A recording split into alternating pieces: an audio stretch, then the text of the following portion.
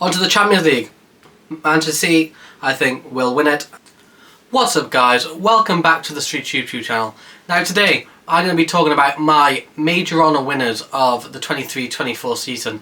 I'm going to go through all of the English Major Honours, and I'm also going to talk about European Major Honours as well. So, let's get straight into it. The Premier League, I'm going to go, again, just in like my prediction video, Manchester City. I don't think any team is as good as Manchester City this season in the Prem. I think it will be as close as ever. I think there could be 2, 3, even 4 teams which could all win the Premier League this season. But I do think Manchester City, with their experience, will come out on top once again. Now, onto the FA Cup. I have gone for Arsenal.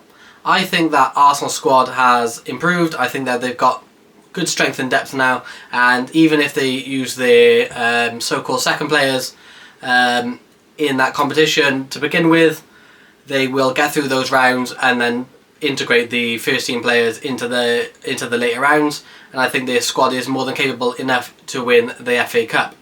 Onto the Carabao Cup, and I think Manchester City will reclaim their Carabao Cup crown.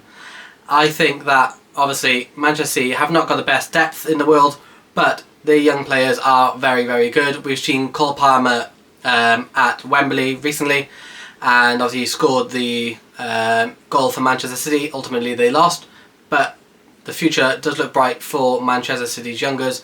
They have people like Rico Lewis who can come in. They've obviously made signings well. They've lost a lot of depth, but they still have that quality for younger players to come in and do that job. On to the Champions League. Now I'm going to discuss all 4 English clubs in the Champions League and how I think they'll do. So, Manchester City, I think, will win it. I don't think that there's a better team in Europe at the moment. I think that their team is well superior. If you look at their rivals, I've seen Bayern Munich in pre-season, and they just don't look the same team.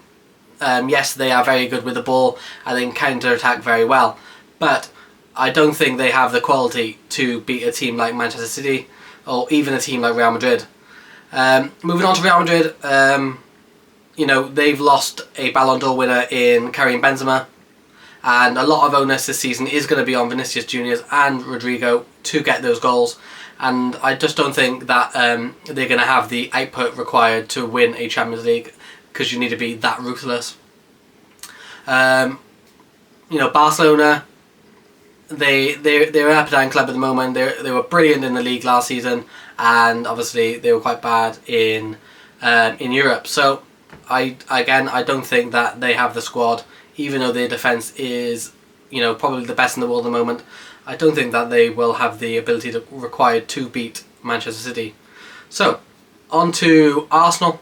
I think Arsenal will get to the quarterfinals. It's obviously Arsenal's first season back in quite a few years in the Champions League, and I think they can consider a quarterfinal finish as well as a good league run, maybe potentially winning it. A successful season, I think, is still building blocks for Arteta, and if they get back in the top 4, which I think they will, and they can, you know, build on that quarterfinal finish next season. On to Manchester United, and I think that they will get to the semi-finals this season.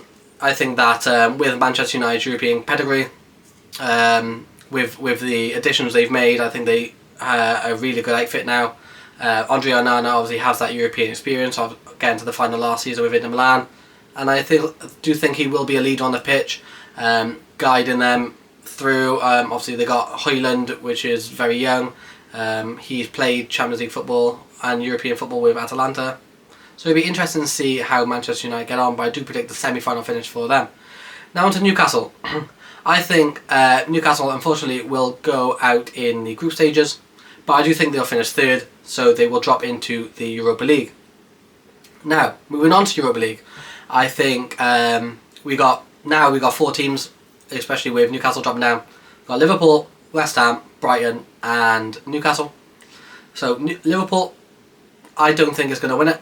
I think their squad depth is quite poor, and you can't expect a team to fully focus on the Europa League as well as the top 4 / Premier League.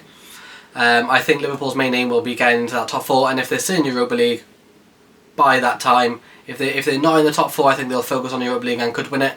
But I do think they'll be comfortably in the top 4, and they won't take the Europa League as serious as they should. So I think they'll go out in the semi-finals. On to Brighton. I think Brighton are good enough to get out of the group stages, and I think they will, but I think they'll go out in the last 32. I think they'll finish second in their group, which means they have to then play a team which has come down from the Champions League, and I think they could unfortunately come up against one of the better teams in the Champions League, and I think they will suffer that fate. On the West Ham, I think that just like Newcastle in the Champions League, I think they'll go out in the group stages. I think they'll finish third in their group, and then they will drop down into the Conference League. Mainly because they've lost Declan Rice, their leader. They haven't made any incomings as of yet, but obviously they're in talks with Edson Alvarez. They want Harry Maguire, want Scott McTominay, so it'd be interesting to see how they integrate them into the team. But yeah, I think Declan Rice is such a massive loss for them in an underperforming team last season. I think they might struggle again this season. On to Newcastle. I think that they will get to the quarterfinals of the Europa League. Again, they haven't played in Europe for such a long time, and they will use this European experience as a building block for further seasons should they get into the top 4 again this season. But even if they don't, they have that European experience, and obviously they have lots of money. They'll use that experience going forward. They'll still attract the big names. Obviously they have a lot of funding, and they can pay a lot of wages, so they will still attract big quality to the club regardless. Now, onto the Conference League. Obviously we've got Aston Villa in there already, and I'm predicting West Ham will fall into that. So I think Aston Villa will actually get to the final. They have integrated a lot of players with European experience into their team, and I think they'll get to the final. I don't think they'll win it. Obviously we don't know who's going to get there against them, but I do think they'll get to the final, and they'll have a very good chance to win it should they get there. And West Ham, I think, will falter in the semi-finals. I don't think it'll be the miracle they had last season where they went and won the Conference League, but I do think they'll have a good run in the competition because they have that experience in this competition. They've proven that they're good enough to compete with teams of a similar level, and I think just because the loss in Declan Rice's quality, I don't think they'll quite win it, but I do predict a good run for them.